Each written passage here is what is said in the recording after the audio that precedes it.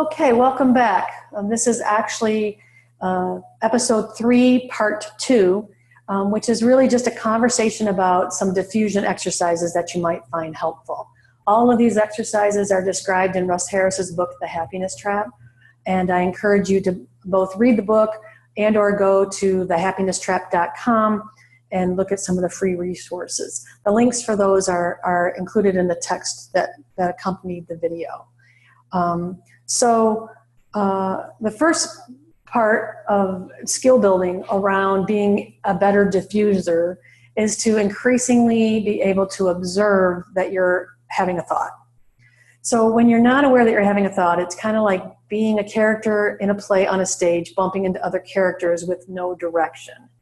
What we're wanting to do is have that witness part of you be able to start to notice your thinking and then have that wise part be able to start directing you. So it's almost like you would be in the audience directing your character on the stage, as if to say, ooh, this is not safe, exit stage left, or step away from the keyboard, don't press send.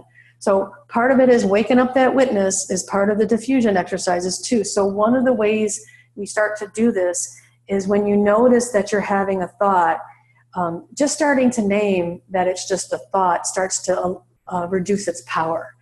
And so if I have a thought that I'm trying to write something, a proposal maybe for teaching emotional resilience classes on campus, and when I start thinking about writing for someone in executive management to see it, I might have a thought of, oh, I'm not a good writer, or what if I can't communicate?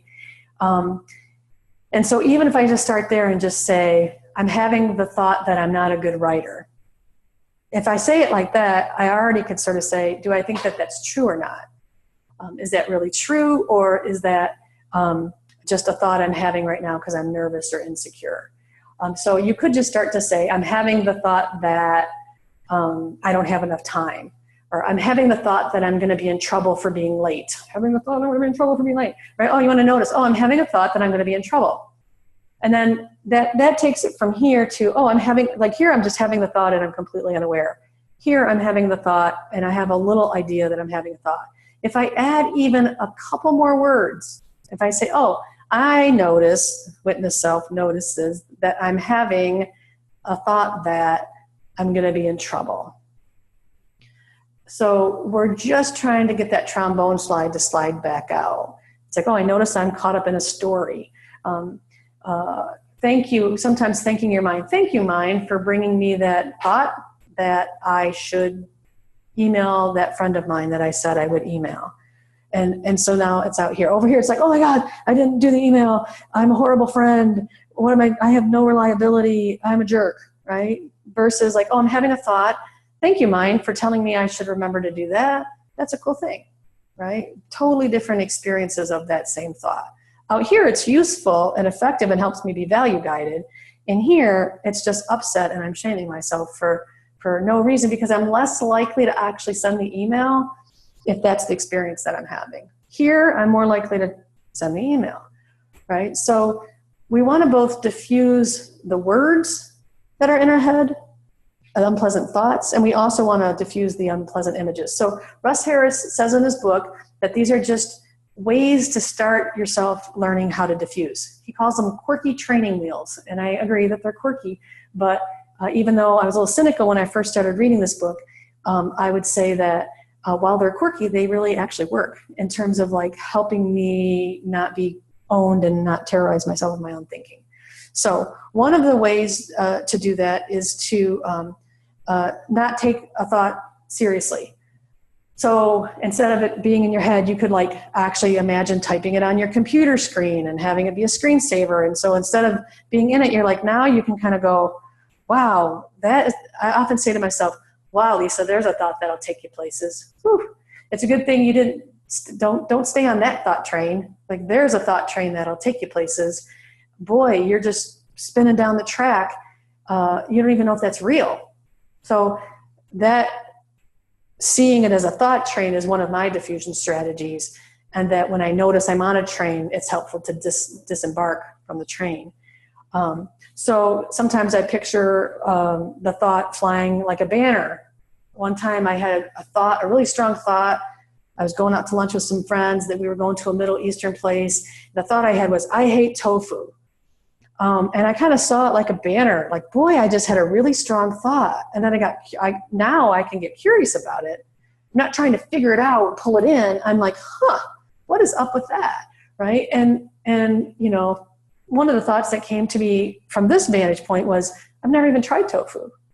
And then the second thought was, I'm pretty sure they don't serve tofu at Middle Eastern restaurants where we're going. And so that is a completely non-helpful thought. And then I had all kinds of ideas, like, if that, you know, later on, if that's a thought about food that I have that isn't true, what other thoughts about food am I having that aren't true? So just creating space and like finding a way to like have them be sort of comically out there, right, is a way he's talking.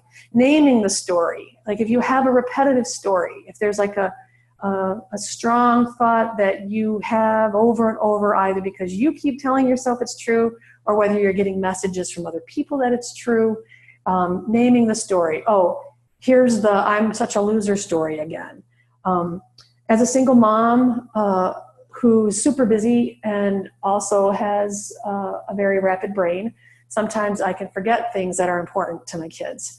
And when that happens, like I forgot once to pick up a prescription in the Olin Health Center pharmacy, even though I work in the building. I had taken a kid to the doctor earlier in that day, came back to work, and then forgot to get the prescription. And I'm like, what kind of a mom forgets I'm such a loser mom? So naming that story, oh, here's the I'm such a loser mom. Quite honestly, in that moment, I actually hung out in that story. I didn't see it. Sent an email to a dear, dear, dear friend of mine sort of saying, I'm such a loser, I forgot this medication. And the email I woke up to in the morning was like, version 1, loser mom.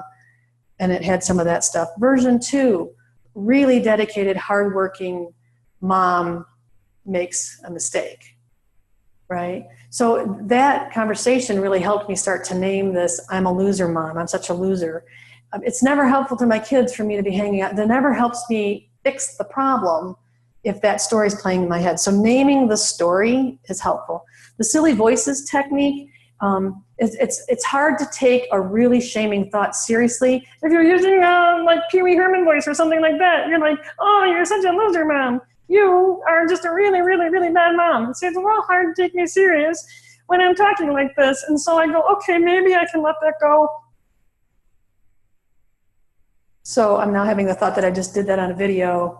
So I'm having thoughts about that thought. All right. Setting it to music is like taking the really troubling thought, and if it's recurring, and trying to like disarm it by putting it to music. So the example I always use, because it's very relevant to me, I was like reading this book and I was having a lot of hard time in the relationship I was in at the time. And when the book said, is there a thought that you are troubled by often? The very first thought that came through my mind was, I'm a shitty partner. And because the last thing on earth I would have wanted to be was a shitty partner. But I had some thoughts that maybe I was, and I was also being told that I was, so that thought was in my head a great deal of the time. When I put it to music, the first song that came through my mind was I've Been Working on the Railroad. So my little creative brain just put those together. And I've Been Working on the Railroad came to me because my grandpa worked on the railroad. So I'm sitting there and I'm like, all right, whatever, this is kind of silly, but I'll try it. I'm a really shitty partner. I just really suck. Anyone who ends up with me would have such rotten luck. I'm sitting there singing that. That's powerful. That's hard. It's heavy. But it was out here. I'm singing about it. And I asked myself, hey, self, do you really think that that's true? And do you know what I said? I said, no, I actually don't think that's true.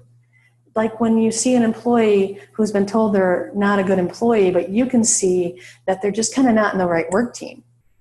I'm like, oh, I'm not a shitty partner. Maybe I'm not in the right relationship, which led to a whole bunch of action, which changed the course of my life. So really putting it to music changed my life. Is there a troubling thought that you take so seriously you don't even see you have it, that you're believing even though it's not true? And can you get some space with it by one of these techniques?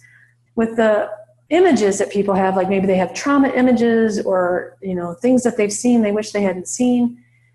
When they come to mind, he just encourages you to shift the location of it So you can imagine it being on a TV screen and like changing the colors from black and white, making it fuzzy, giving it subtitles, giving it self-compassionate subtitles, changing the subtitles can help.